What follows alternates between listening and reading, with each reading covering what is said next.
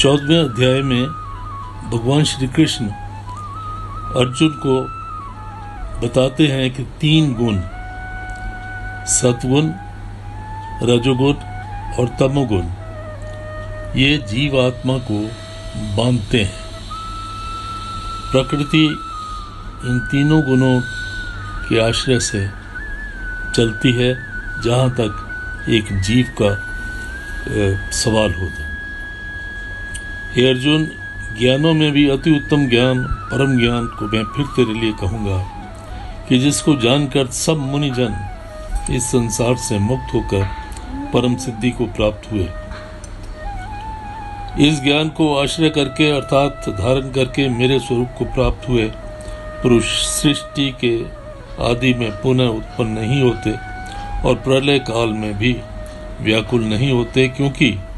उनकी दृष्टि में मुझ वासुदेव से भिन्न कुछ भी नहीं है।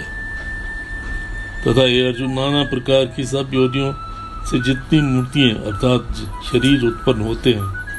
उन सब की त्रिगुणमयी माया तो गर्भ को धारण करने वाली माता है और मैं बीज को स्थापन करने वाला पिता हूँ। अर्जुन, सत्गुण, रजोगुण और तमोगुण ऐसे ये प्रकृति से उत्पन्न हुए तीनों गुण इस अविनाशी जीवात्मा को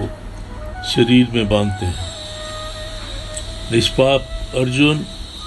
उन तीनों गुणों में प्रकाश करने वाला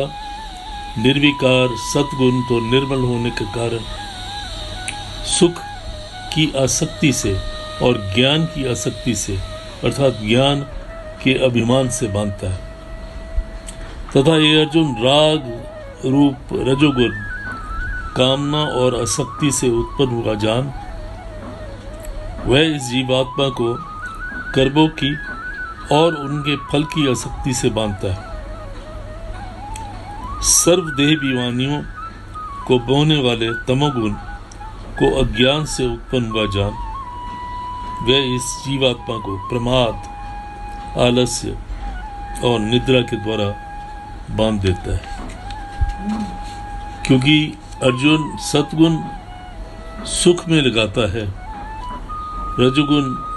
कर्म में लगाता है और तमोगुण तो ज्ञान को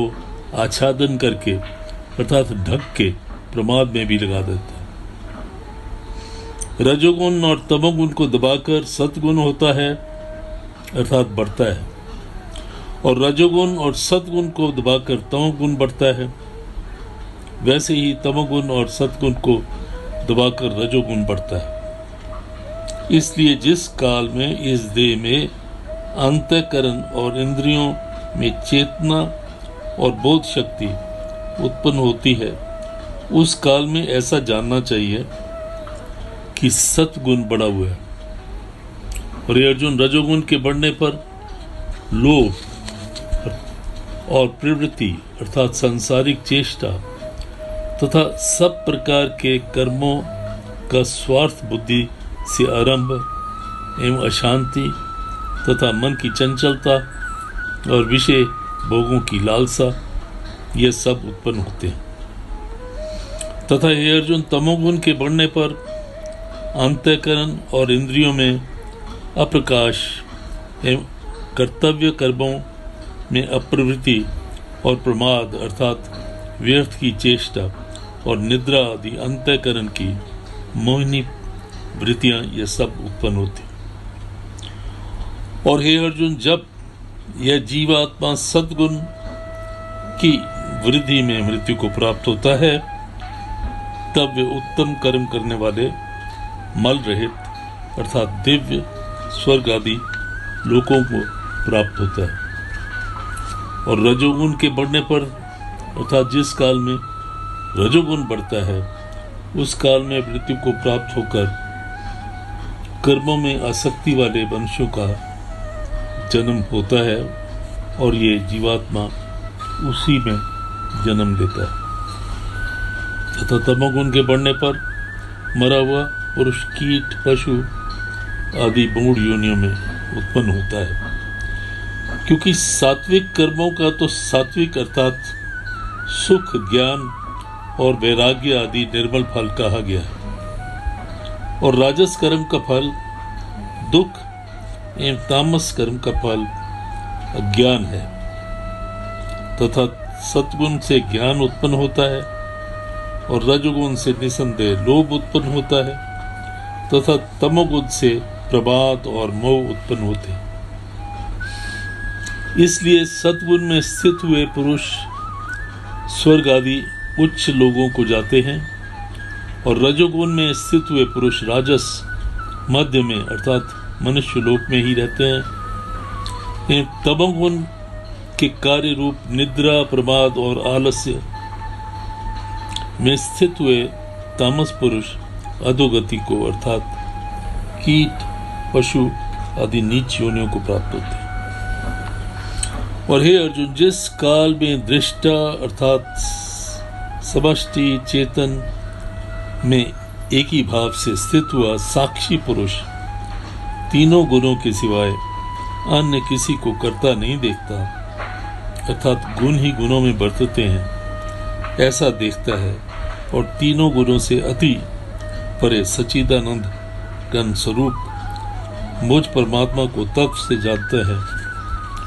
उस काल में वह पुरुष मेरे स्वरूप को प्राप्त होता है तथा वह पुरुष इस स्थूल शरीर की उत्पत्ति का कारण तीनों गुणों को उल्लंघन करके जन्म, मृत्यु, वृद्धावस्था और इस प्रकार के दुखों से मुक्त होकर परमानंद को प्राप्त होता है। इस प्रकार भगवान के रहस्य युक्त वचनों को सुनकर अर्जुन ने पूछा, हे पुरुषोत्तम, इन तीनों गुणों से अतीत हुआ पुरुष किन किन लक्षणों से युक्त होता है, कैसे जाना जाता है तथा प्रभु किस उपाय से इन तीनों गुणों से मनुष्य अतीत होता है। इस प्रकार अर्जुन के पूछने पर श्री कृष्ण भगवान बोले, हे अर्जुन, जो पुरुष सत्वगुण के कार्य रूप प्रकाश को, रजोगुण के कार्य रूप प्रवृत्ति को तथा तमोगुण के कार्य रूप मोह को भी न तो प्रवृत्त होने पर बुरा समझता है, न निवृत्त होने पर उनकी आकांक्षा करता है तथा जो साक्षी के सदृश स्थित है, गुण के द्वारा विचलित नहीं किया जा सकता तो गुण ही गुणों में बरतते हैं, ऐसा समझता हुआ जो सच्चिदानंद घन परमात्मा में एक ही भाव से स्थित रहता है एवं उस स्थिति से चलायमान नहीं होता और जो निरंतर आत्म भाव वाले में स्थित हुआ दुख सुख को समान समझने वाला तथा मिट्टी, पत्थर और स्वर्ण को भी समान भाव से जानने वाला धैर्यवान, जो प्रिय और अप्रिय को बराबर समझता है और अपनी निंदा स्तुति में भी समान रहता है तथा जो मान अपमान में सम है एवं मित्र और वैरी में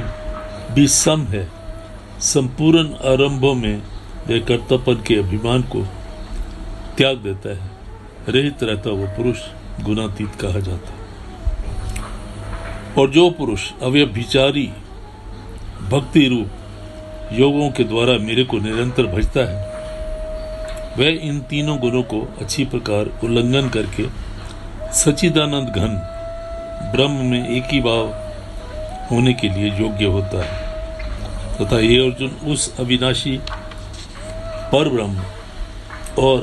अमृत का तथा नित्य धर्म का और अखंड एक सा आनंद का मैं ही आश्रय हूँ अर्थात उपरोक्त ब्रह्म, अमृत, अव्यय, शाश्वत धर्म तथा एकांतिक सुख, यह सब मेरे ही नाम है, इसलिए इनका मैं ही परम आश्रय हूँ। तो ये सच चीज को समझकर अर्जुन, तुझे अपने को हमेशा ये सोचना है कि क्या करना चाहिए, किस समय तुम्हारा सत्गुण बड़ा है, किस समय तुम्हारा रजोगुण बड़ा है और तमोगुण को तो बढ़ने देना ही नहीं चाहिए। तो ऐसी मेरी सीख है तेरे को, तो तू इस हिसाब से अपना जीवन व्यतीत कर तो सुखी रहेगा।